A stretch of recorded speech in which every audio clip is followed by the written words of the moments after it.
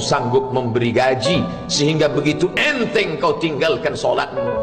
Apa yang dijanjikan istrimu sehingga begitu enteng kau berikan yang haram? Hanya rayuan sesaat, padahal dia pun akan meninggalkanmu sebelum masa tua tiba. Apa yang dijanjikan anak-anakmu? Ayah, kami akan menjagamu di hari tuamu nanti, maka berikan kami yang kami inginkan. Belikan kami rumah yang besar, belikan kami kendaraan yang mewah. Nanti setelah hari tua kami akan menjagamu, kata mereka. Tapi setelah kita tua, dosa-dosa begitu banyak terkumpul, mereka pun meninggalkan kita di panti jompo yang penuh dengan kesunyian, hening, sepi. Suara cucu tak terdengar menangis karena mereka pun malu mengakui kita sebagai orang tua. Suapkanlah yang haram ke mulut mereka, berikanlah yang batil ke dalam perut mereka. Itu hanya akan menjadi azab di dunia sebelum hari kiamat tiba. Ish masyikta, hiduplah sesuka hatimu. Ish masyikta, apa yang mau kau makan, makanlah. Apa yang akan kau bekerjakan, kerjakanlah. Fa innaka mayyit, tapi ingat, kau akan menjadi mayat, kau akan mati. Semua akan diminta pertanggungjawaban di hadapan Allah Subhanahu wa ta'ala. Hari ini orang boleh tertawa, hari ini orang boleh merasa dunia dia yang punya, tapi sampai masanya yang hijau akan berubah menguning, yang kuning akan mati, yang mati akan menjadi debu, yang debu ditiup angin hampa tak bermakna. Lalu apa yang akan dibawa menghadap Allah Subhanahu wa ta'ala? Amal saleh.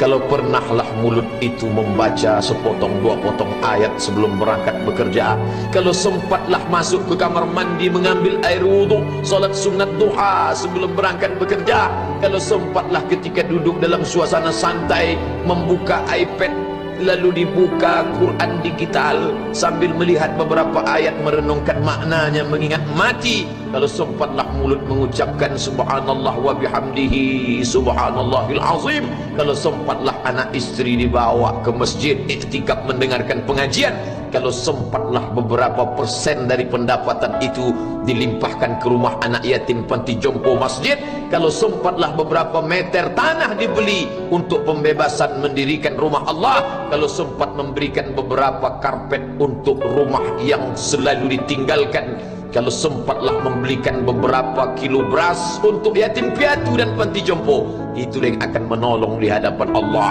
Adapun rumah besar dengan beberapa semen, dengan beberapa busi yang banyak, semua akan menjadi tinggal kenangan.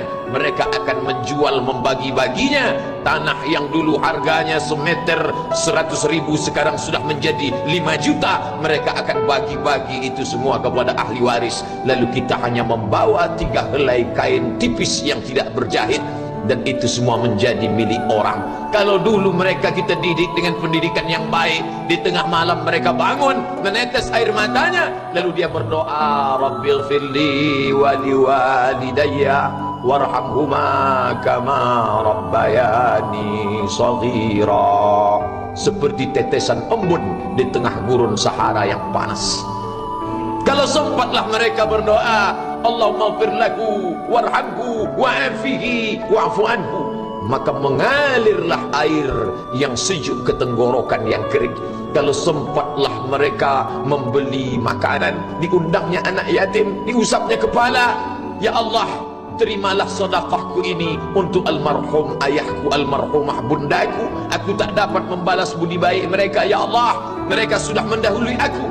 Maka akan mengalirlah itu sebagai berlipur lara di tengah alam barzakh sementara kiamat tiba.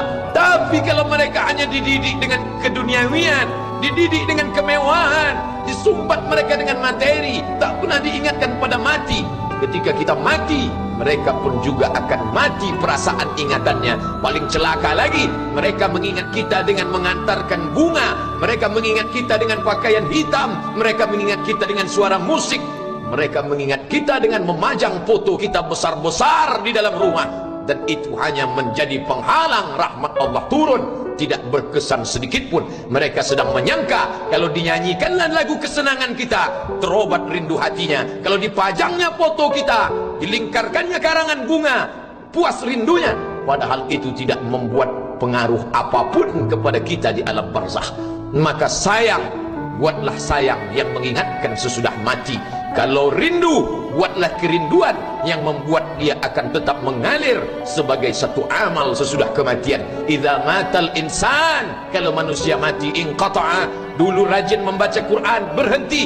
Dulu rajin salat tahajud, berhenti. Dulu rajin menghatamkan segala yang baik-baik, berhenti.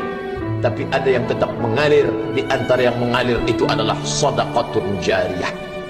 Sempat membelikan beberapa bungkus nasi, nampak orang tua di panti jompo menyuap nasi itu, menggeletar tangan mereka karena usia lanjut, menetes air mata. Kita bukan sedang melihat orang tua, kita bukan sedang melihat orang lain. Saat itu kita sedang melihat potret diri kita 30 tahun yang akan datang. Di mana aku 30 tahun akan datang? Surga, kenikmatan yang luar biasa, tapi dia tidak akan dimasuki oleh orang yang biasa-biasa. Solat biasa, baca Quran biasa, zikir biasa, untuk mendapatkan yang luar biasa, maka itu bukan perimbangan ibadah yang viral.